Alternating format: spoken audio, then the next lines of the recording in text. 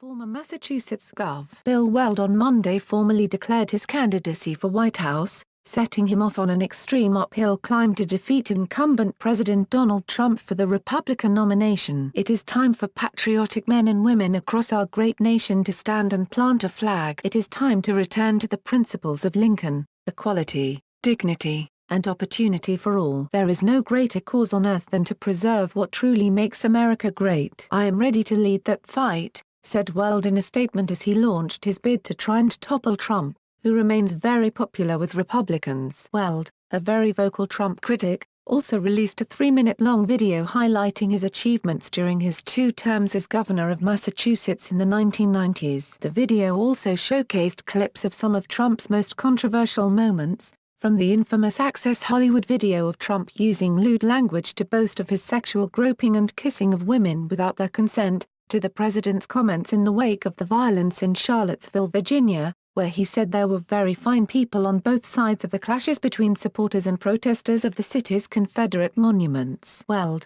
who recently returned to the Republican Party after serving as the 2016 Libertarian Party nominee, launched a presidential exploratory committee in February. At that announcement, as he headlined the Politics and Eggs speaking series in New Hampshire, he called Trump compulsive and irrational and argued that we have a president whose priorities are skewed toward promoting of himself rather than toward the good of the country. He also lamented the state of the GOP, arguing the president has captured the Republican Party in Washington. Sad but even sadder is that many Republicans exhibit all the symptoms of Stockholm Syndrome, identifying with their captor. After his announcement, Weld visited the first-in-the-nation presidential primary state numerous times. He's set to return Tuesday for a 2-day swing-in through New Hampshire. Former Ohio Gov. John Kasich, another vocal Trump critic, has been mulling a GOP primary challenge against Trump. So has Maryland Gov. Larry Hogan, who heads to New Hampshire next week to headline Politics and Eggs,